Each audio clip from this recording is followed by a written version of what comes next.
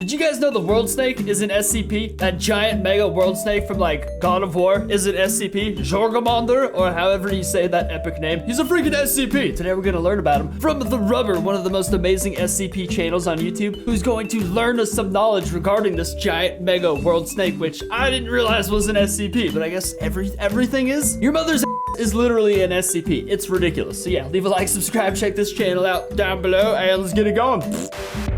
Discretion is advised. Woo! According to Norse mythology and my drunk Swedish father, there exists a colossal and monstrous serpent. In his pants. This serpent has its coils spread around the world and the world tree. It will also battle the mighty Thor to the death. He said that the world serpent is no myth. It actually exists, and he has proof. What? Understandably, when I heard this, I chalked it up to my dad having a little too much to drink. But then he pulled out the pictures. What I saw was nothing short of mystifying, and it made me feel incredibly small in the universe. I saw the body of a serpent that was easily dozens of feet wide and tall, spreading endlessly through a vast frozen cavern.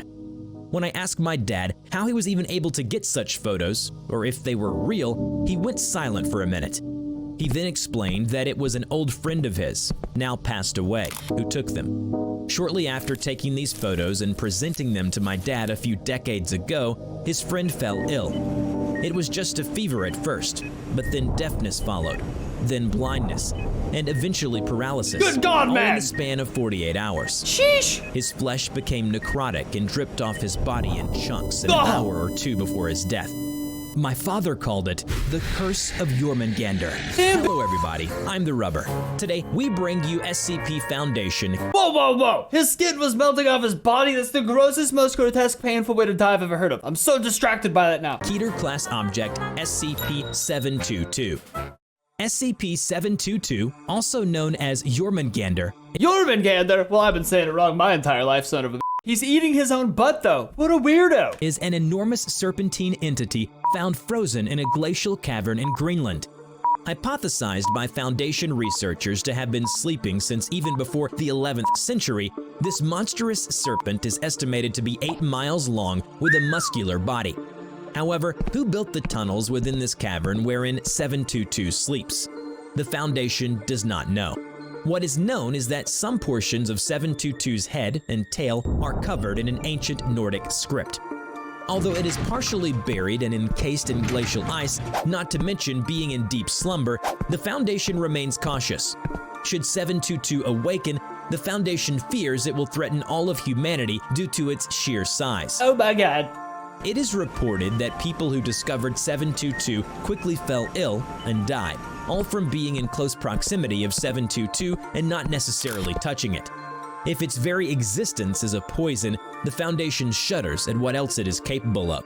The following recording provides a short glimpse into what havoc may come should 722 awaken. Oh my God. My name is Cole, and I'm an archivist for the Foundation. Today, I am given the opportunity to report on the automatic defensive capabilities of the serpentine entity 722. First and foremost, the toxin is yet to be identified, unsurprisingly. When a person comes in contact with the poison dripping from its body or the gas it emits, they will fall ill almost instantaneously. What a horrible scientist. Once the poison has entered a person's system, they are as good as dead.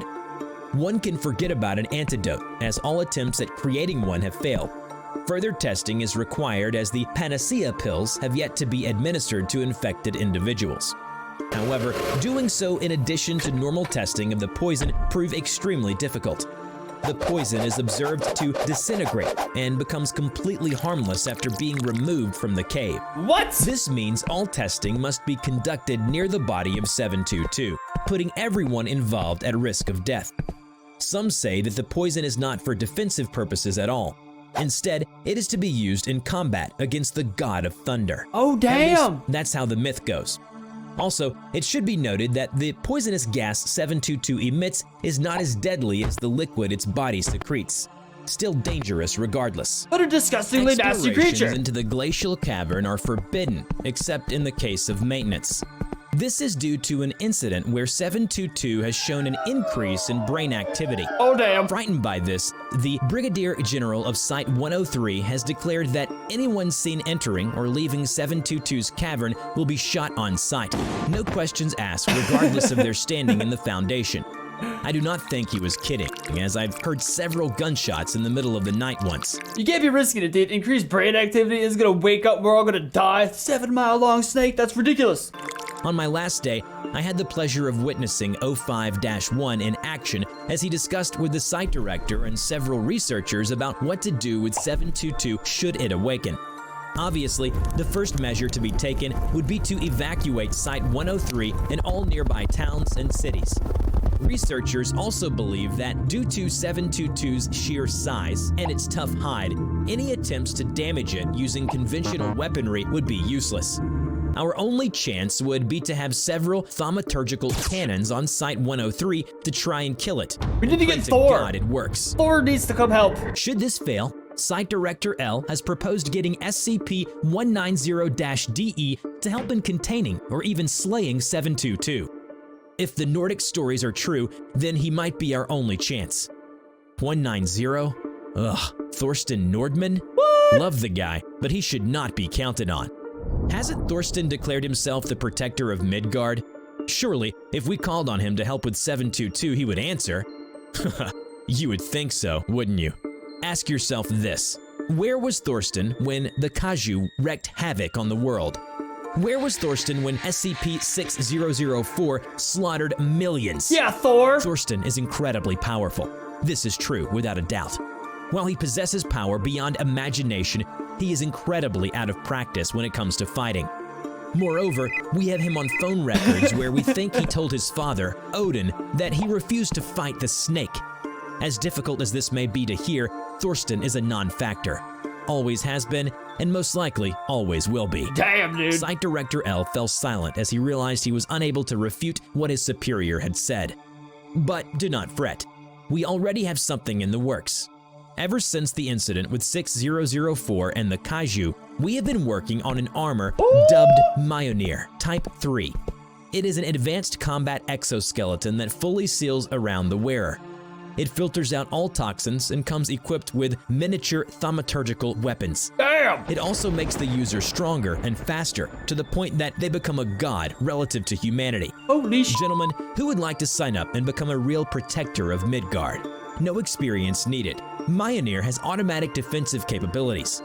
Fair warning though, you'll be fighting entities on the level of gods. It was then that I raised my hand. I was accepted without question by the council. And while I have yet to begin testing with the Mjolnir armor, I could feel that the Foundation has gotten one step closer to securing, containing, and protecting our fragile little world with what it promised. This has got to be the coolest job in SCP I've ever heard of. A super suit, Thor's hammer wielding god, the dopest thing on the planet. Or so it would seem. Just then, Oh my God. my father burst through the door. No, the Mjolnir plan or whatever you have in mind must not proceed. The Jormungandr must not be disturbed. Father, what on earth are you doing here? Who is this man? And how did he get in here? Security! You must not touch the world serpent. Otherwise, a great apocalypse will befall us. What are you doing? Let me go! As he struggled to fight off the guard's hold, 051 walked forward and calmly dismissed them. What are you saying? What apocalypse? My father sat down to catch his breath. Isn't it He like handed me a couple slides Ragnarok? and told me to put it under the projector. The first image showed a comparison between the frozen 722 and what looked like an ancient symbol, Gasp. which looked eerily like 722. Jormungandr, the world serpent, must remain as it is. You see, the way it's grasping its tail? That's the Ouroboros, the seal that keeps the world's balance together. It must not be broken. I turned to the next image, which sent the room into murmurs. It was a series of paintings as well as carved ancient runes and scripts which corresponded to the ones on 722. Whoa. The paintings depicted 722 now having released its tail from its grasp, engaging in battle against a few human figures. That's Ragnarok, or part of it. I knew it. What you're seeing here is a fierce battle between two mortal enemies, Jormungandr and Thor, or Thorsten Nordman, as you call him. Wait a minute. You mean it happened before? Eons ago, Jormungandr released its tail and caused violent unrest. The serpent thrashed onto land and flooded it. It advanced and sprayed poison, filling the air and water. It confronted the gods, and Thor stepped forward to fight it. What a They fought bad. a bloody battle that lasted days and nights.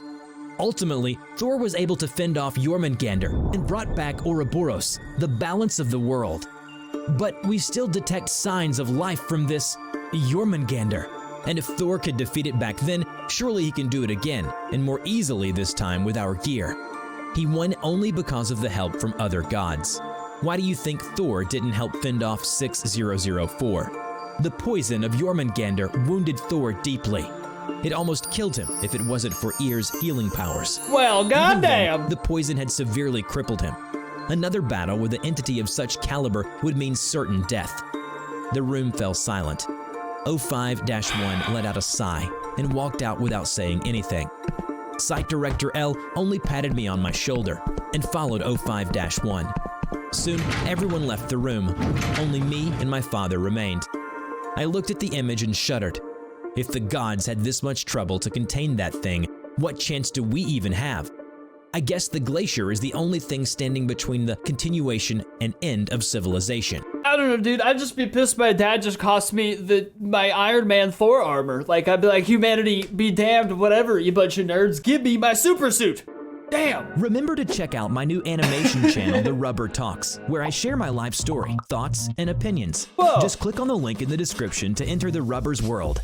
I hope you enjoyed today's video. That's beautiful. Which SCP do you want to see in the next video and why it is interesting? Let us know in the comment below. I don't know any other SCPs that aren't in these videos. I only know like the main ones. I don't know. Do you guys know any crazy SCPs that'd be gnarly to hear about? Like, I had no idea this was the thing. I thought Jormungandr. Oh crap, I'm right back to saying it the wrong way. I thought that was, I don't even know that was an SCP. This is a learning experience. Either way, check out the Rubber link down below for more amazing SCP stuff. Leave a like, subscribe, and I'll see you next time.